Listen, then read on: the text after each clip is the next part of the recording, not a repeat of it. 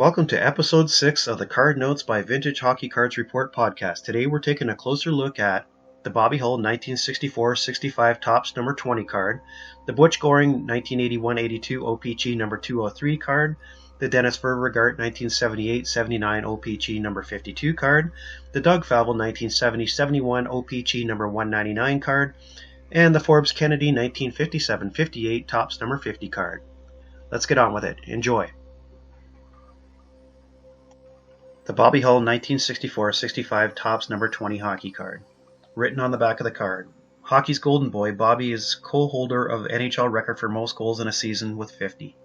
Broke in with the Hawks at 18, now has 225 and 7 seasons in NHL.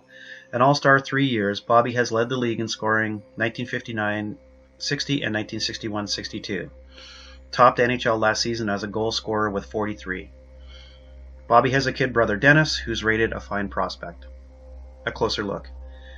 Bobby Hull's record of 50 goals in a single NHL season was first accomplished in 1961-62 with the Chicago Blackhawks. Two players had been there before, Maurice Richard with the Montreal Canadiens in 1944-45 and Bernie Geoffrion, also the Canadiens, in 1960-61. The record would progress in 1965-66 when Hull scored 54 goals, then again in 68-69 when he netted 58. That record did not remain in Bobby's hands long. Phil Esposito put in 76 goals in 1970-71. The current record stands at 92, set by Wayne Gretzky of the Edmonton Oilers in 1981-82.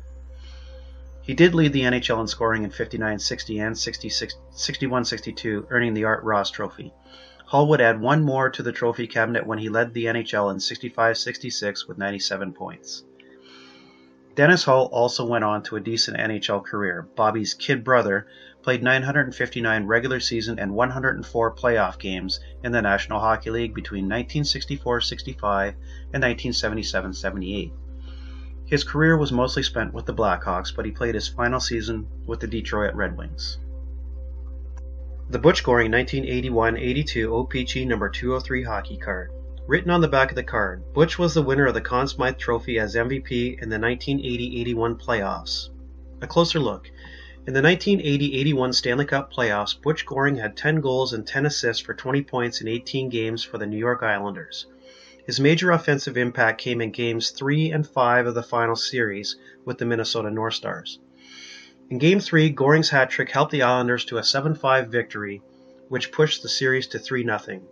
After a Game 4 loss, Butch scored 2 goals in the first period of Game 5 to lead the Islanders to a 5-1 win at home. This was the deciding game that gave New York its second of 4 consecutive Stanley Cup championships.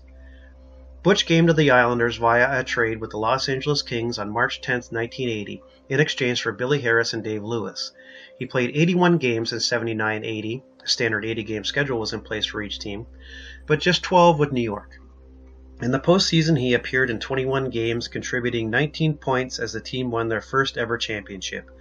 Goring played 1,107 regular season and 134 playoff games in the National Hockey League between 1969-70 and 1984-85 with the Kings, Islanders, and Boston Bruins.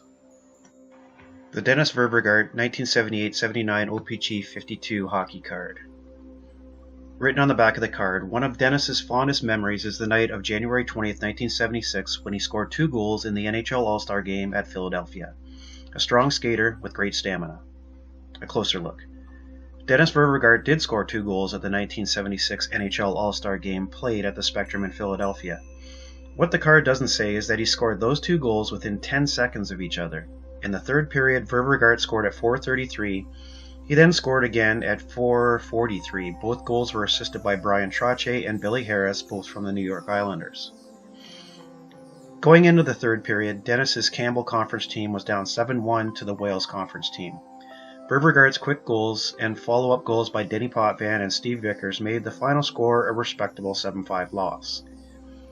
1975-76 was a career year for Ververgaert. He scored 37 goals and assisted on 34 for 71 points. He played 583 games in the National Hockey League between 1973-74 and 1980-81 with the Canucks, Philadelphia Flyers, and Washington Capitals. Dennis also played in the 1978 NHL All-Star Game. However, he was left off the score sheet in a close 3-2 loss to the Wales Conference. The game was played at the Buffalo Memorial Auditorium. The Doug Favell 1970-71 o-pee-chee number 199 hockey card.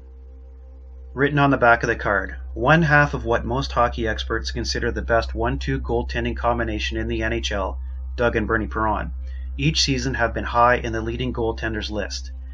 He has recovered from injuries which put him out for the last third of the 1969-70 season. A closer look. As great of a duo that Doug Favell and Bernie Perron were in the early days of the Philadelphia Flyers franchise, the team couldn't keep them together. In that 1970-71 season, on January 31, 1971, Perron was traded to the Toronto Maple Leafs for Bruce Campbell and Mike Walton. This left Favell as the number one goalie in Philadelphia. That is, until the end of the 1972-73 season. Ironically, Doug would also end up with the Toronto Maple Leafs. In 1973-74, he was the lead man in a trio of goalies that included Dunk Wilson and Ed Johnston. Meanwhile, after time with the Leafs and with the Philadelphia Blazers of the WHA, Bernie Perron was back as the number one goalie with the Flyers for the 1973-74 season. Doug Favell played 373 regular season and 17 Stanley Cup playoff games in the National Hockey League between 1967-68 and 1978-79 with the Flyers, Maple Leafs, and Colorado Rockies. Over that time, he recorded 18 shutouts. None of these blanks were more important than the one on October 19, 1967. The Flyers were at home at the Spectrum to play the Pittsburgh Penguins. Philadelphia won the game 1-0 on a third-period goal by Bill Sutherland.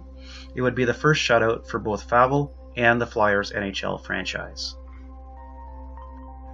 The Forbes Kennedy 1957-58 Topps number 50 hockey card. Written on the back of the card, a combative forward, he was slapped with 102 minutes in the penalty box as a rookie with the Hawks. Traded to Wings during the offseason, came up through the Canadian system. Trivia question, who is the lone survivor of the 3S line? Answer, Hooley Smith. A closer look. Forbes Kennedy was traded from the Chicago Blackhawks to the Detroit Red Wings on July 23, 1957. Going with Forbes to Motown were Hank Bass and Johnny Wilson and Ray Preston. In the other direction were Glenn Hall and Ted Lindsay. Kennedy played 603 regular season games in the National Hockey League between 1956-57 and 1968-69 with the Blackhawks, Red Wings, Boston Bruins, Philadelphia Flyers, and Toronto Maple Leafs. A look at the trivia snippet. The 3S line, or simply the S line, consisted of Nell Stewart, Babe Siebert, and Hooley Smith. The line starred with the Montreal Maroons in the 1920s and 1930s. Hooley Smith played 715 regular season games in the NHL between 1924-25 and 1940-41 with the Ottawa Senators, Montreal Maroons, Boston Bruins, and New York Americans. Smith would join Stewart and Siebert in the afterlife, passing away in 1963. All three members of the S line were inducted into the Hockey Hall of Fame posthumously. Nell Stewart was the first in 1962, Babe Siebert followed in 1964, and Smith was inducted in 1972. I hope you enjoyed this episode of Card Notes. Stay tuned, there'll be more coming up soon. If you could, please hit the like button, and we'd really appreciate if you'd subscribe to the channel.